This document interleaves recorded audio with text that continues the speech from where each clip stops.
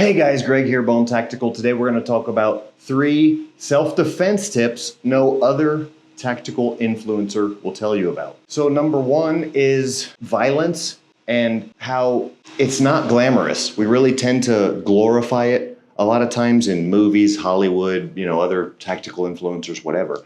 But it's just not glorious. It's nasty, dirty.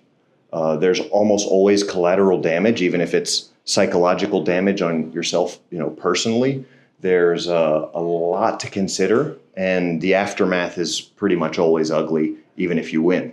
And there's times when, for whatever reason, a self-defense situation may not end in your favor, and failure in those situations is equally not glorious. Okay, you could lose your life, or worse, potentially your freedom, your ability, your quality of life. You could lose function, some bodily function. You could be, stuck losing a hand, losing an arm, whatever, that stuff that we don't really think about that we might have to live the rest of our lives with in a self-defense situation. So we're going to gear this towards self-defense tips really that nobody else is sharing. So in this case, we really need to understand thinking through the process. All right, it's always best to avoid any altercation that you can avoid. And then if you are prepared, then you're not just prepared for the act, you're prepared for what happens after. A lot of people don't have the necessary mindset to defend themselves. And what that means is, even apart from skill set, even if you take the skills out of it, let's say that I'm an expert with combatives, okay, hand-to-hand combatives. And I've seen this so much. You guys know I've trained my whole life, hundreds of altercations. And I've seen it so much where a guy has all the skills in the gym or the dojo and just a force to be reckoned with, squared away, maybe a black belt, multiple black belts, has all the technical skills, but for some reason it doesn't translate into the real world, whether it's some sort of a debilitating fear or not really being capable of utilizing violence even to defend themselves or their loved ones. So a big part of it is mentality. And being able to flip that switch from, spending your whole life developing the skills, it takes a long time to actually develop the physical skills. You have to maintain strength. You have to maintain the range of motion to be able to use, combative skills, firearms training. You have to keep the sword sharp, so to speak. Whatever your skill set is, you have to maintain it. Touching on these briefly, we'll get a little bit into deeper stuff, but again, this is going to be another hot takes video, another Bone Tactical video with information you can only get here. Anytime you move your physical location, culture changes. If you move far enough, language changes, your environment changes, obviously, everything changes. And the bad news is that your level of preparedness and your experience based off of your area of operations, where you're at right now and what you know, does not directly apply necessarily to other locations. So you might be able to have a good plan for after. You might be skilled at a way to defend yourself, but just changing that environment automatically can take away everything. All of your entire life of skill development can be rendered useless just by moving your physical location. I'll give you an example of this. Now you have a combatives expert. And let's say that he has the mindset as well. So he has the mentality to be able to use speed, surprise, and violence of action, which is what it requires to defend yourself. So he's got the mentality of speed, surprise, and violence of action. Then he's got the skill set as well. So he knows how to implement what he wants to implement. He's capable mentally of implementing it. But we take him out of the environment. Let's say, in the environment that he's used to, he gets robbed at a 7-Eleven and he becomes the hero because he can take out the 3 people that robbed him, even if it's one guy with a gun. Okay, advanced skill set, advanced mindset can handle that situation. Take him out of that situation. Let's say he's traveling on vacation in a third world country where I'm at right now, here in Central America. Okay, take him out of that situation. You put him in a situation where he's in this third world country. Same thing happens. He defends himself. Same thing happens. He's successful, but he didn't understand the after effects of that self-defense situation. Now he finds himself in jail or in prison in a third world country. So they automatically take him out of the situation where, let's say he was defending his loved ones. He used lethal force to defend his wife and kids. Some gang in the street attacked him and he got the better of them. So he goes to jail because he didn't understand what to do, what the protocols were. He defended himself. The police showed up. He told them what happened, and they took him to jail. All right, so here's the scenario now. His physical location has changed. Now he's in his prison cell with 150 gang members. This guy has elite level abilities. Okay, let's say you guys think Navy SEALs are what you guys think of when you think of elite level abilities. So let's say he's a Navy SEAL and that he also has the mentality necessary for combatives and self-defense. So he's further trained, selected individual and then further trained. Let's say he has a lot of experience. Automatically, all of that's rendered useless because now it's him versus 150 people. Generally speaking, they have weapons as well. And then just the sheer numbers. So now he's got his skill set. He's a hammer. Everything looks like a nail. And so he's trying to hammer 150 nails that are not hammerable. Okay. So what happens? He ends up either getting killed or being, somebody's girlfriend. That's what we're talking about here that nobody wants to tell you about self-defense. It's more than just the physical abilities.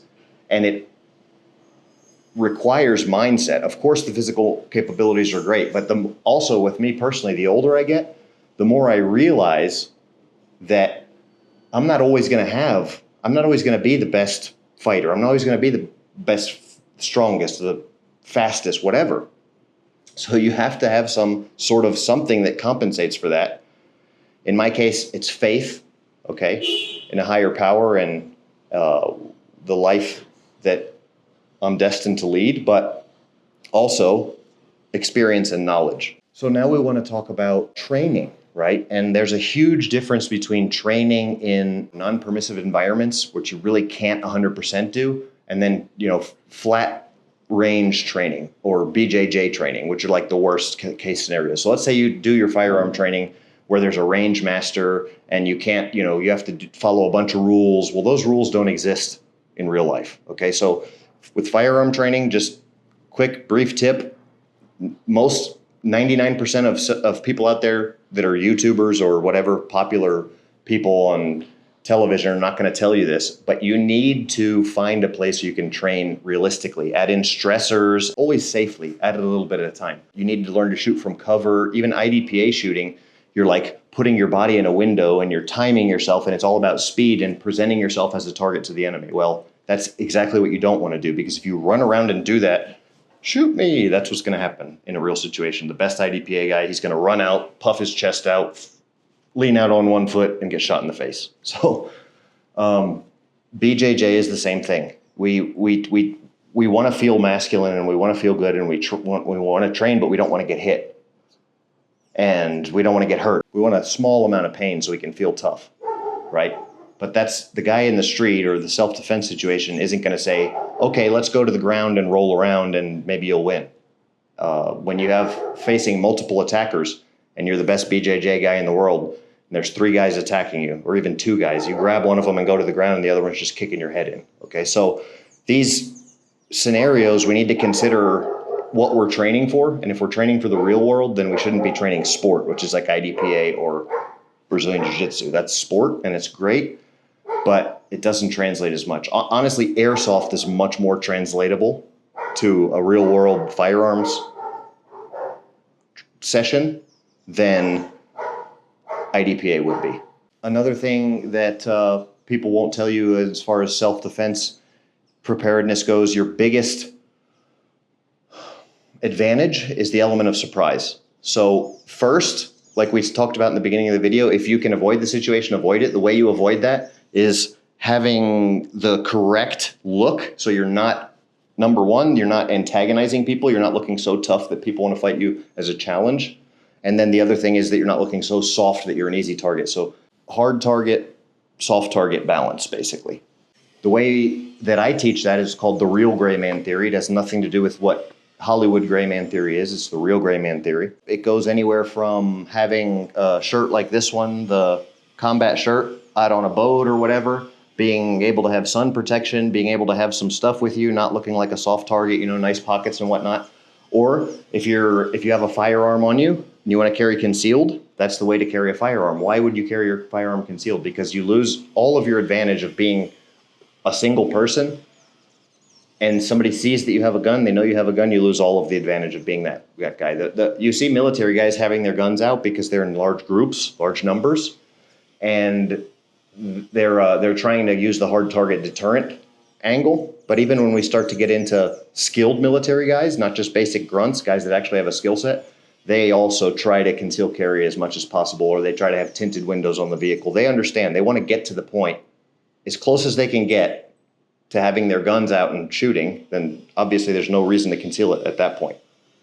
But the more that you can be under the radar, so to speak, or really, if you want to get deep into it, the real gray man theory, utilizing how to change perceptions, right? How to influence those around you to your favor. Another cool thing is we're wearing these bone occlusion bracelets, all right? And you can just grab this and have it in your hand. Very cool little thing here. Then this is the new high roller. A lot of people were, and this is not like something necessary for self-defense. I'm just showing this because a lot of people have been asking about how to get a quick release method on these. So now there's neodymium magnets that are a quick release, and they're one size fits pretty much everybody. So she's got one on that's the same size as the one I've got on. She just takes another wrap.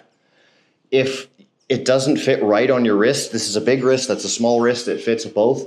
If it doesn't fit right, you can cut a little bit. You just wrap it as much as you can get it, then take one wrap off, cut it to where you want it, tie a simple loop knot, and seal the end with epoxy. I mean, we can go over that too. I can adjust one for you. I mean, but you can see they're pretty much one size fits just about everybody. We've narrowed it down to only people who have maybe super tiny wrists or massive. I mean, you've got to have a really big wrist for this not to fit, like abnormally crazy large. So the El Sicario shirt is double layer fabric, has 2 layers, which that's what allows this shirt to conceal things. This is the only, I was the guy that invented the double layer torso. So the full torso here is completely double lined with fabric, and that means it's able to conceal. I've been running around recently where I'm at with a firearm on me, and there's most of the places I go have a guard that does a wand check thing. And a lot of times, if you can get the real gray man theory right, they won't wand you. They'll just kind of like do a little look and make sure. And then the people that they think see a bulge, they'll pull them over. And I've been going, being prepared in places where it's more difficult to do that. So it's been highly, highly successful. This absolute game changer, this shirt, guys, for whatever you need to do to be able to stay prepared. The next biggest tip, and probably the biggest tip I can give in the whole video, is not having a firearm, but having something that you can always have on you. Because if you ever jump on a plane, travel somewhere, if you do go to another country, something you can absolutely always have. This is the Kinetic bottle opener, and it's a nasty force multiplier, but it's actually a bottle opener that I bring on planes. I take it everywhere I go. I've had it in like 30 countries now. We ship to like 80 countries. And no problems. We don't have any problems with these. And so what I do recommend is this is the best you can get in self-defense because of the fact that you can always have it, right? If you don't get one of those, I do recommend getting something you can always have. Even if you're scared to have something that hardcore, I understand. Get a metal pen, okay, and take it with you where you go. I mean, it would help a little bit, right? Or a Kubotan would be even better. Maybe something, a roll of quarters or something along those lines. Something, if you can, a loaded fist is a massive force multiplier. This is just loaded fist technology, because what it does is at the elite level, because it reinforces these small bones. So it increases the strength because there's metal now inside your hand, basically like an Iron Man fist. Everything here flexes and moves. Now, when you have a loaded fist, it tightens everything up, so it's just automatically going to be harder. Then this on the outside further, now instead of hitting a soft hand, I'm hitting metal when I hit something, when it impacts. And then furthermore, there's ridges and crests that further narrow the impact force down. So it's really just elite level science here. And it is a functioning bottle opener. I designed a bottle opener that's unique to me. I invented this exact thing that doesn't look like a bottle opener, but it is. So all Bone Tactical exclusives. So I hope, guys, what you took away from this is that skill set and mindset come before. I'm talking about once you start understanding what you need to have, mental preparedness, then you can start getting into your actual self-defense tools. But nothing works as we started off talking about in the video, if you don't have that mental capacity. Because if you make the decision to defend yourself, what it requires is speed, surprise, and violence of action.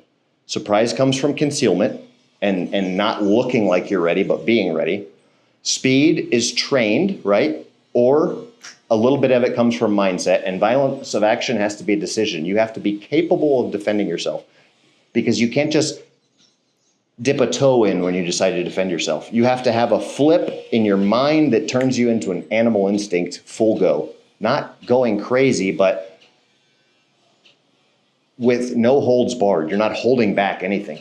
Okay, so that's probably the biggest takeaway is that you have to understand the mentality behind it, and then what happens after. So really crazy entire video with a ton of information that we should consider about why people and what people are doing that in a self-defense situation, how to be prepared and what to do after that nobody else is talking about. I hope you enjoyed this video. I've been told a lot of you, my subscribers, are not seeing my videos. If you see this and you're not subscribed, obviously you have to subscribe to the channel, but that doesn't get you seeing my videos. I'm dealing with some shadow ban stuff right now because my topics are so edgy. And then, so what you guys have to do if you want to keep seeing my videos, you have to subscribe first, but that's not it. You have to, there's a little bell icon. You got to click the bell, and then you have to select, it'll like ask you, what do you want to receive? Some notifications, you have to click the bell and then select all notifications. So when I put up a video, you get notified. Otherwise, you won't get notified. People, I've had guys say, man, Bone, I haven't seen you on YouTube in years. And right now I'm putting up 8 videos a day right now. Crazy. So definitely, thanks for watching. Let me know what you want to see more of. Bone out.